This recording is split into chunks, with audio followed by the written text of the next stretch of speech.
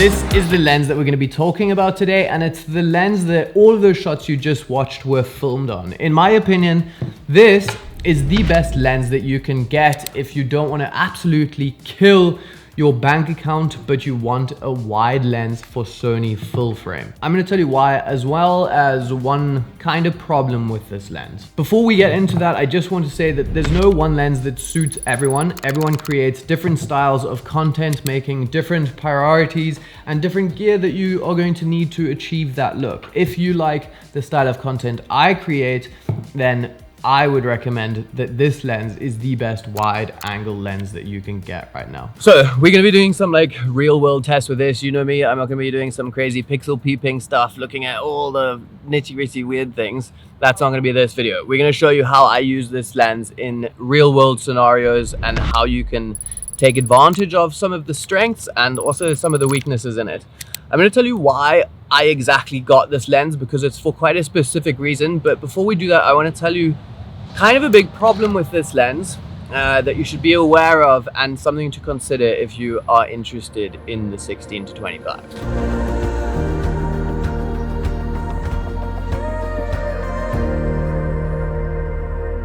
So this is the Sony 16-25 f2.8. It's a super nice little lens. It's lightweight, it's pretty small, but it still has a really nice build quality and feels like it's really well made. It has a manual aperture ring right here from f2.8 to f22, along with this little D-click switch.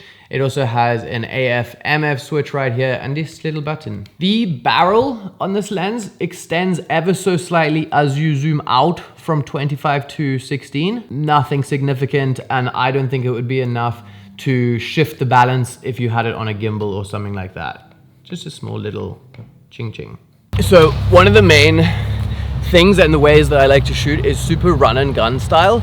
So I don't want to faff around with changing lenses the whole time. I kind of just want to lock a lens on and shoot a lot of the things that I want to shoot. I don't want to miss shots by trying to change lenses and get different things going on. We're kind of like not repeating things that much for scenes like this. We're just cruising, shooting as we go. I don't want to have to stop to do things to change things. So before I get to the big problem with this, because that is one of its benefits, we're gonna shoot some shots of Ellie riding a bicycle and me skateboarding over here.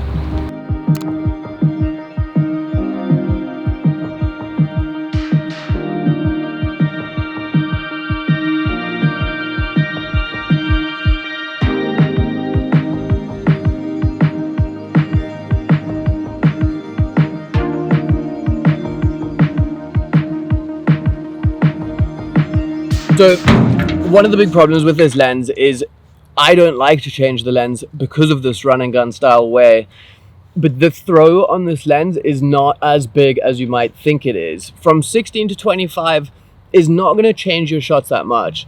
Fully zoomed out, and if you want that super wide style shot, this is going to be great. But if you want anything more zoomed in and you want to get some like compression in your shots or anything like that for some cinematic B-roll or whatever, this lens, you're going to struggle a bit, because 25 to 16 is a very small difference. And you can see in this shot right here, this is the lens at 16 and this is it zoomed all the way into 25. It's not that different. Now, if the majority of your things that you're getting are like vlogs where you're going to be filming yourself, or you want some like super up close in the action, this is going to be amazing. Anyone that's shooting big landscapes or something like that, the super wideness of this is going to allow you to capture like super big scenes.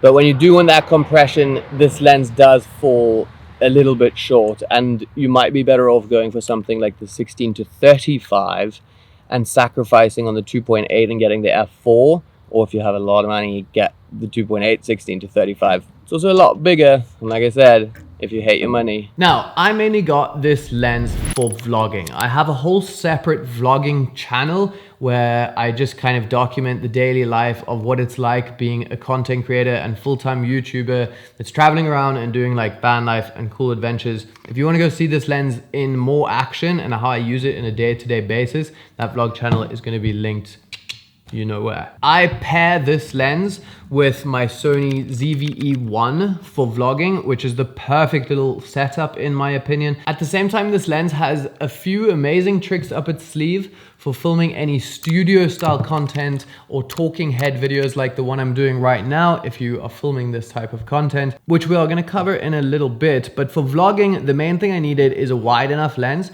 to get any of those selfie style shots that you can include enough of the background for the viewer to have a good idea of what's going on without kind of like crushing it and not really seeing enough. So 16 for me is the perfect amount of wideness to include everything that I want in my frame.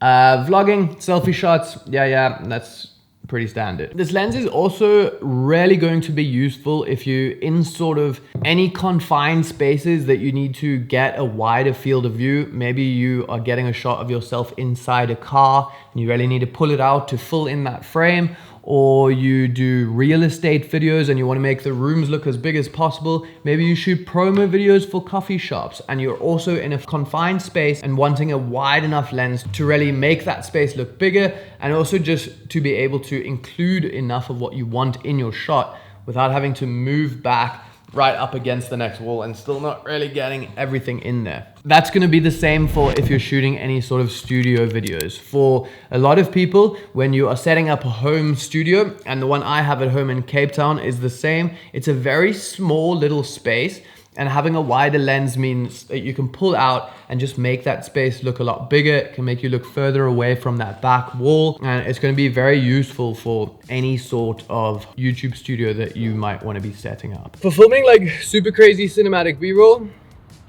the benefit that you have on this is that it is f2.8, so you can get some nice separation and some nice bokeh. But remember that the wider your lens is, the less that separation and bokeh effect is going to come into play. 2.8 on something zoomed in at like 70mm is going to look completely different from 2.8 on something like 16mm. So you can see we've got a little bit of like blurry background, but for 2.8 on full frame camera, it's not as much as you might think. I do think if you are doing something like vlogging, it's still going to create a nice like separation from your background though. So you can see like getting a shot like this where the background's quite nice and far away from Ellie, even at 2.8, it's not that blurry. It's a little bit blurry, and it still looks cool. And if I zoom in a little more, it's a little more blurry, but it's not hectic. If you think you are someone that wants to shoot videos of big landscapes, or you want to do some vlogging where you film yourself, or if you find yourself in confined spaces that you need that much wider angle lens for, this lens in my opinion is going to be the best option. And something like filming yourself or having extremely confined spaces isn't one of your main priorities, I probably wouldn't suggest this lens. I would say go with something with a bigger throw so you get a more variety of style of shots within the videos that you make. Another lens I personally love is the 24-70 f2.8 Sigma. And it pretty much picks off where this one leaves off and just has that next focal range, with 70 being you can get some really nice compression and stuff, which like we mentioned, you're going to be lacking on this one. So I think it's really important for you to just do a little bit of thinking about what type of content you really want to create and then try and match a lens to it. I don't think this is a wise lens if it's your only lens. It's a great second option if you already own something like a 24-70 or something in that similar focal range. Getting one of these is just going to open up that new world of those much more extreme wide shots and can really be paired nicely with the next up in the tele kind of range of 24-70. So that's going to be about it. If you want to find out more about this lens, link down below. And if you want to see this lens in full day-to-day action of how I film everything in my life, that is also going to be in that vlog channel. So go and check it out.